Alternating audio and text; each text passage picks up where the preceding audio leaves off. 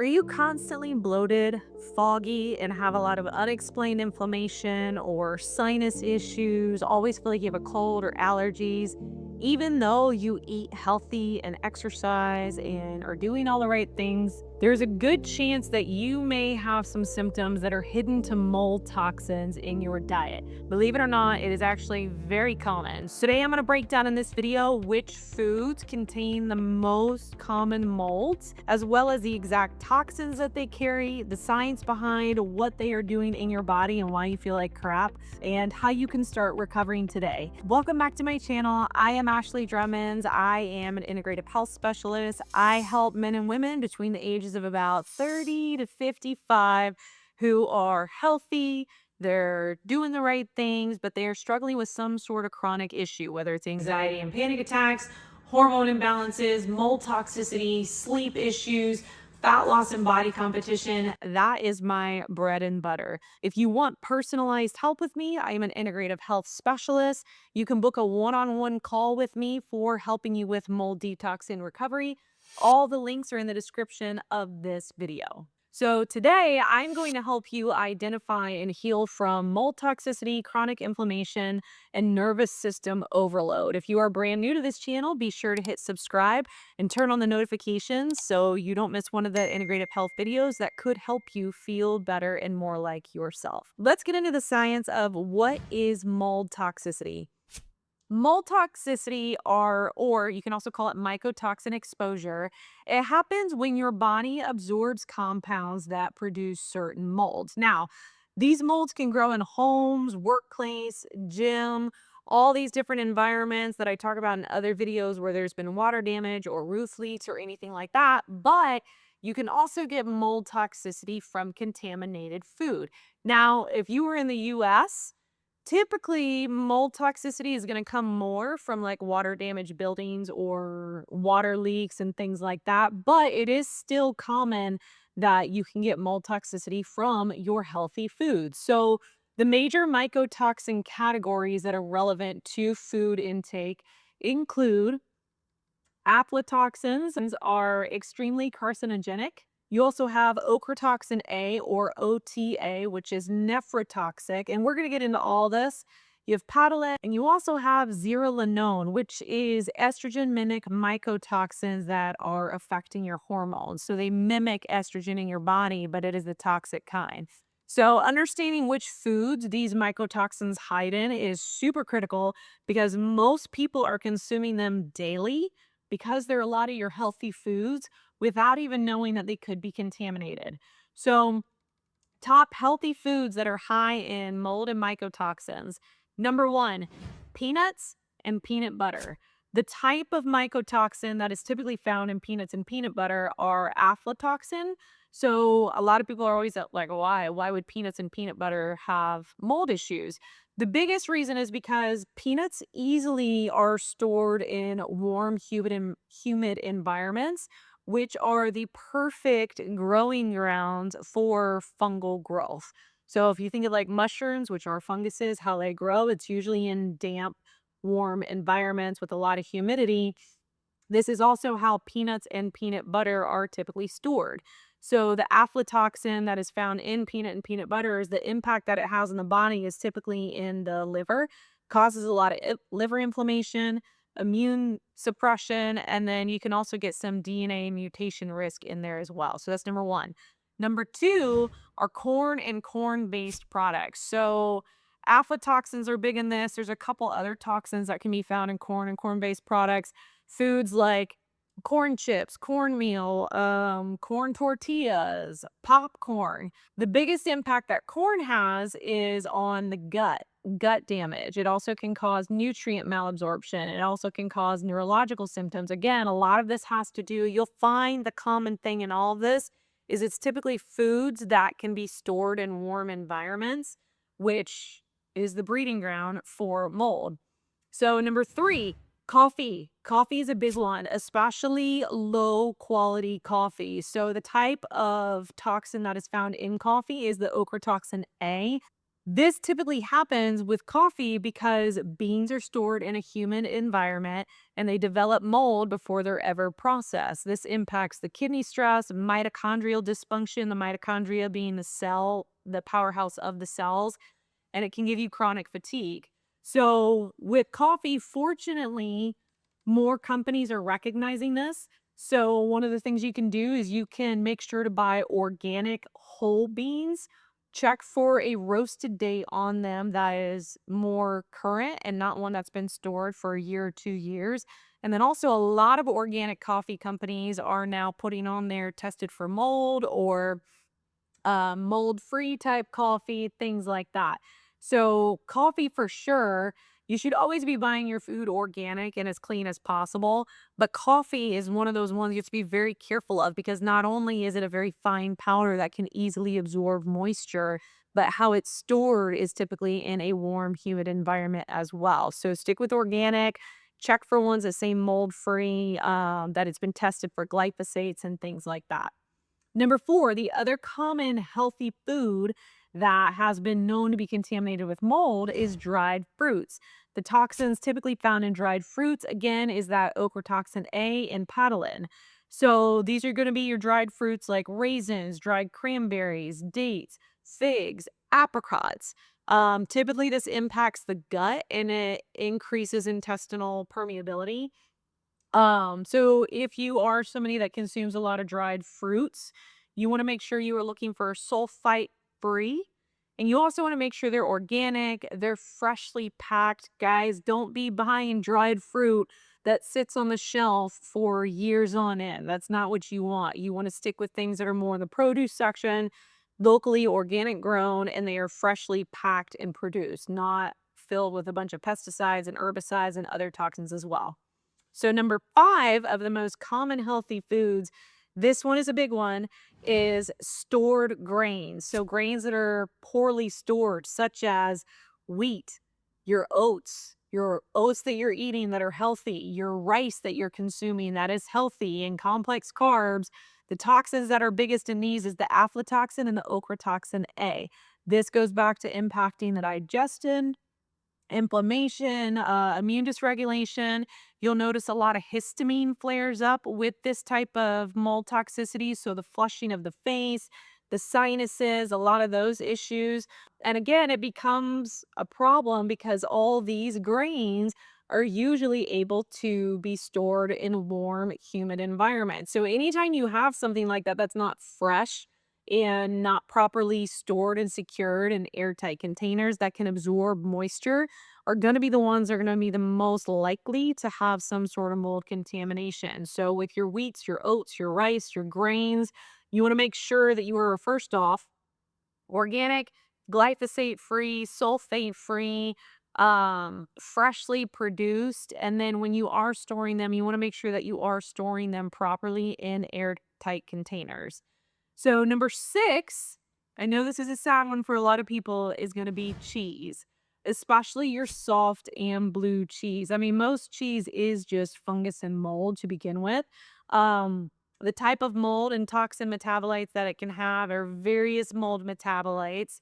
The biggest impact is histamine reactions, sinus congestion, and headache. So, don't get this confused with a food sensitivity, which we can do another video later on that. This is more a reaction because of the mold toxins that are in it. So, if you're eating things, especially the ones that are aged for long periods of time, because the longer that cheese ages, the more it grows mold, you're going to notice when you eat them the next day, you're just like all congested, you're having bad allergies, you're sneezing, your head hurts. But people who have mold toxicity from cheese are going to have the strongest reaction. Not all cheese molds are toxic. It's just cheese can be one of the foods that is highly contaminated with mold. So just keep that in mind. Number 7, I know a lot of people aren't going to like this. Alcohol, wine, beer, and whiskey. The toxins associated with this are going to be ochratoxin A and multiple fermentation related molds. All of these things have yeast in them. So keep in mind yeast is part of this whole fungal process and mold process.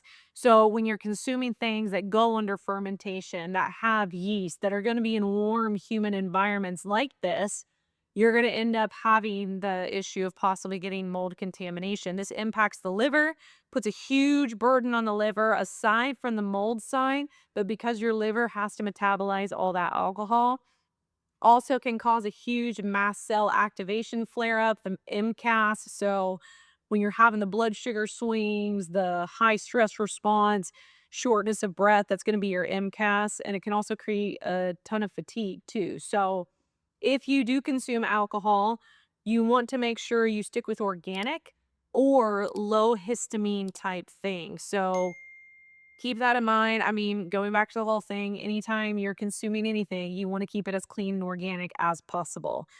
So, number 8, one healthy food that is very highly contaminated is going to be your raw nuts, especially cashews, pistachios, and almonds. The toxin that's associated with this is going to be aflatoxin. The biggest impact it has is on immune suppression, liver stress, skin flares, all the same thing. So, biggest tip is to buy brands, and a lot of, like I said, a lot of brands are becoming more aware of this stuff. So, they are testing for mold that you can see it on the package. It'll say clear, mold free, zero toxins. You can now scan for things like that, but also making sure that when you're storing these things, it's best if you can store them in the refrigerator or in cool conditions, not in those humid, damp environments. So we got 2 more.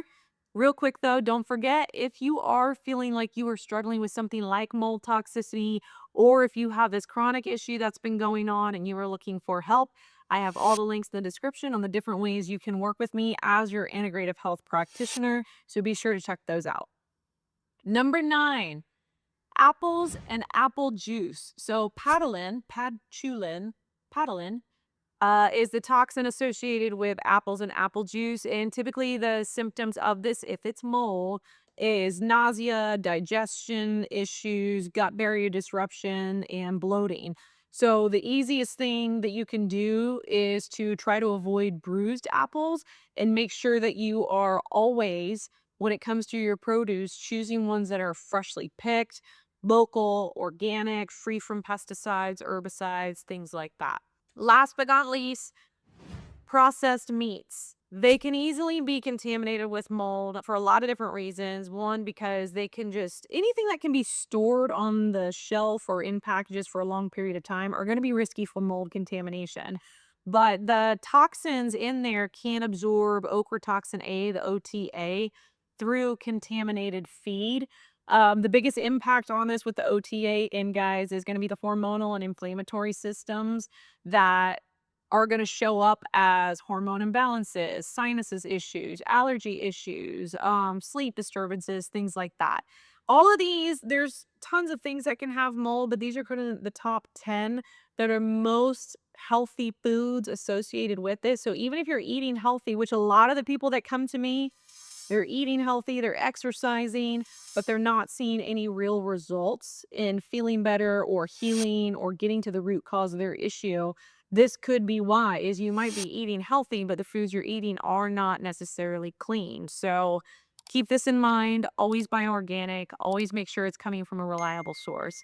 Some of the symptoms of mold toxicity from food, and I've addressed these in the other videos in the mold series, are chronic ongoing sinus congestion and allergy issues, food sensitivities, headaches or migraines all the time, brain fog, dizziness, hormone imbalances, unexplained extreme fatigue, lots of skin flushing and breakouts or itching, and feeling like you're having like constant anxiety and mood swings. So, obviously, these symptoms often aren't always just mold. There can be something else going on, but typically, if I have somebody that comes to me that has a lot of these symptoms on here, one of the tests we do run in my practice is mold toxicity to just kind of rule that out and make sure that that's not disrupting everything. The way to reduce dietary mold exposure is to switch to low mycotoxin foods. So, always making sure you're doing fresh organic produce, grass fed meats, fresh organic vegetables with your grains. making sure they're organic and they're coming from a reliable source, switching to low mold nuts like macadamia or Brazil nuts. If you drink coffee, I love coffee. If you drink coffee, make sure it's organic. I prefer whole bean. And then check for the roasting date to make sure it hasn't been sitting there for a while. Or you could even just buy a brand that focuses on mold free coffee as well. With how you're storing your food, you can switch to better storage. So you can freeze things like flowers and nuts. That way, they're not getting any moisture from being in a warm environment. You can keep your grains in an airtight glass container that's not porous. You can avoid buying foods in bulk because typically those are going to be ones that have more storage time and more likely to be contaminated.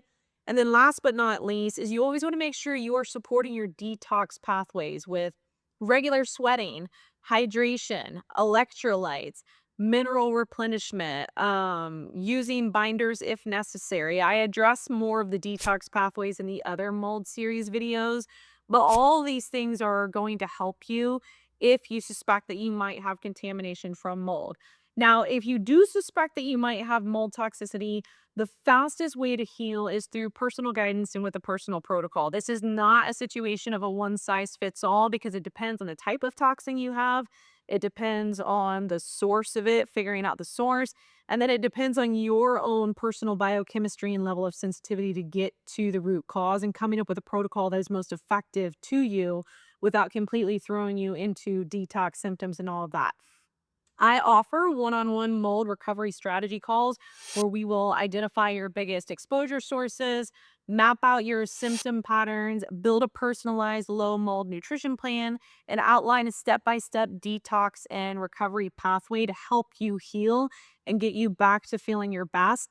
You can click the link in the description below to start working with me.